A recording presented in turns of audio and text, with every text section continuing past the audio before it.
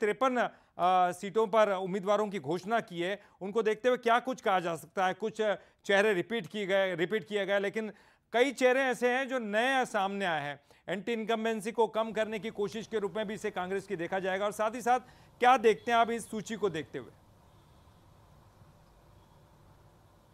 देखिए, सबसे महत्वपूर्ण चीज़ ये है कि बलरामपुर जो लगातार हम बातें कह रहे थे कि बृहस्पति सिंह का इस बार टिकट कट सकता है, क्योंकि जिस तरह से बृहस्पति सिंह ने यहाँ पे टीएस बाबा जो अभी डिप्टी सीएम उनके ऊपर बड़ा आरोप लगाया था, वो काफ़ी नाराज चल रहे थे। फिलहाल बृहस्पति सिंह का टिकट कट गया है।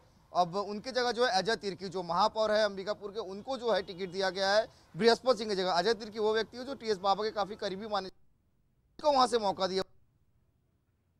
में लगातार ये बातें सामने आ रही थी कि अनिता योगेंद्र शर्मा को तो टिकट नहीं मिलेगा, लेकिन देवव्रत नायक और चंद्रशेखर शुक्ला, उद्धव वर्मा का नाम चल रहा था। लेकिन अचानक से छाया वर्मा, समझना पड़ेगा धरसीवा का गणित, क्योंकि वहां पर अनुज शर्मा को उतारा है बीजेपी ने मैदान पे। कुर्मी वोटर्स जो है वहां पे ज्यादा है। छाया वर्मा का अच्छा पकड़ है समाज में, साहू समाज में, कुर्मी समाज में, इसलिए छाया वर्मा को कांग्रेस पार्टी ने धरसीवा में टिकट दिया गया है। दक्षिण, अगर हम रायपुर दक्षिण की बात करें, काफी वीआईपी सीट है, भारतीय जनता पार्टी का काफी सेफ सीट कहा जाता है। बृजमोहन अग्रवाल लगातार यहाँ से चुनाव जीतते आए हैं। वहां पे अचानक से रामसुंदर दास महंत को टिकट दे दिया गया।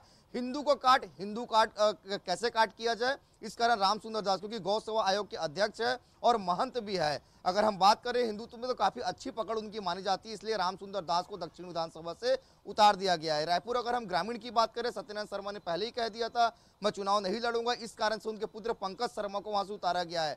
पश्चिम पहले से ही तय था विकास उपाध्याय को मिलना है, तो पश्चिम में विकास उपाध्याय को टिकट मिला है। वहीं अगर हम बात करें और अन्य जगह की, ललुंगा की बात करें तो विद्या सिदार, रायगढ़ की बात करें तो प्रकाश चक्रजीत नायक, फिर से उनको रिपीट किया गया है। जो 53 सूची जारी किया है कांग्रेस पार्टी ने, इसमें भी कई सीटिंग विधायकों का टिकट कट गया है। मतलब साफ है कि कांग्रेस पार्टी 75 का लक्ष्य पाने के लिए जो सर्वे हुआ है, सर्वे के आधार पर ही टिकट दिया गया है। बहुत ज्यादा किसी भी प्रदेश के नेताओं का इस सूची में नहीं चला है। पहली सूची भी हमने देखा था, दूसरी सूची भी देखें, दूसरी सूची में 53 नाम जो है कई नए लोगों को मौका दिया जाएगा। अगर हम कोटा की बात करें, अटल श्रीवास्तव सीएम भूपेश बघेल काफी करीबी माने जाते हैं, काफी वरिष्ठ नेता है। वही अगर हम बात करें लोरमी में थानेश्वर साहू को जगह दिया गया, सीधा उनकी भिड़न जो है वो बीजेपी प्रदेश अध्यक्ष अरुण साहू के साथ होगी। वही अगर हम बात करें बिलासपुर, शैलेश पांडे को रिपीट किया गया है। मस्तूरी में दिलीप लहरिया, अगलतरा में अगर हम बात करें राघवन सिंह, जांजगीर चांपा में व्यास कश्यप। तो देखिए, बहुत से नए चेहरे को कांग्रेस पार्टी ने मौका दिया। इसमें कुछ युवा भी है और कुछ पुराने नेता भी है। अगर हम पथलगांव की बात करें तो राम पुकार को फिर से रिपीट किया गया। तो कुल मिलाकर कांग्रेस पार्टी जो लगातार ये बातें कह रही है कि हम सर्वे के आधार पर टिकट दे रहे हैं, जो जिताऊ उम्मीदवार होगा उसको टिकट दे रहे हैं, निश्चित तौर पे ये सूची में साफ तौर पर बयां कर रहा है कि इस समय सर्वे के आधार पर ही कहीं ना कहीं तक टिकट दी गई। और कुछ निश्चित तौर पे नेताओं ने जो बातें सामने रखी थी उसको दिया, लेकिन अभी भी 7 नाम शेष है। जगदलपुर का पेज भी फंसा हुआ था, जगदलपुर में भी जतिन जायसवाल के नाम पर मुहर लग गया। पूर्व महापौर रहे जगदलपुर के।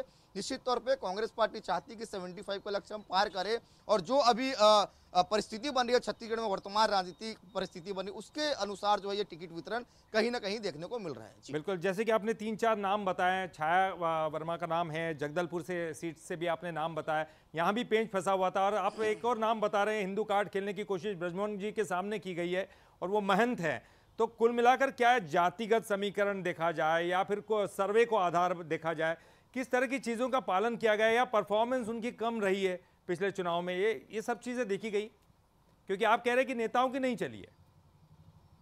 देखिए बिल्कुल जाति समीकरण निश्चित तौर पे इस पूरे सूची में देखा गया, चाहे हम बीजेपी की बात करें चाहे कांग्रेस की बात करें। देखिए, बीजेपी ने भी जो सूची जारी किया है, कवर्धा जिले से ही 2 ब्राह्मणों को वोट दे दिया गया। अगर हम बोहरा की बात करें और विजय शर्मा, तो बीजेपी भी कहीं ना कहीं जातिवाद इसमें देख रही है, और कांग्रेस पार्टी भी जाति समीकरण जहां पे लग रहा है कि यहाँ पे परफेक्ट बचे, क्योंकि धरसीवा वो सीट है, अनिता योगेंद्र शर्मा उनके जो पति थे वो झीरम कांड में शहीद हो गए, तो उनके बाद 2013 में उनको टिकट दिया गया था, उनको हार का सामना करना पड़ता, लेकिन 2018 में उनको फिर से टिकट देते हैं और जीतते हैं। लेकिन इस बार कहीं ना कहीं उनका परफॉर्मेंस काफी वीक था, और जिस तरह से बीजेपी ने वहां पे छत्तीसगढ़ अभिनेता अनुज शर्मा को उतारा, तो निश्चित तौर पे उसका कार्ड कौन होना चाहिए, तो उसका कार्ड कुर्मी वोटर्स, क्योंकि वहां पे ज्यादा है, तो इस समाज से लाया जाए, इसलिए छाया वर्मा को टिकट दिया गया। क्योंकि छाया वर्मा का पहले नाम बलौदा बाजार से चल रहा था, लेकिन अब उनको धरसीवा से उतार दिया गया है। रायपुर दक्षिण कांग्रेस पार्टी जीती नहीं पाई है। बृजमोहन अग्रवाल लगातार वहां से जीतते हैं, तो हिंदुत्व कार्ड, क्योंकि बृजमोहन अग्रवाल जो हिंदुत्व को लेकर आगे चलते हैं,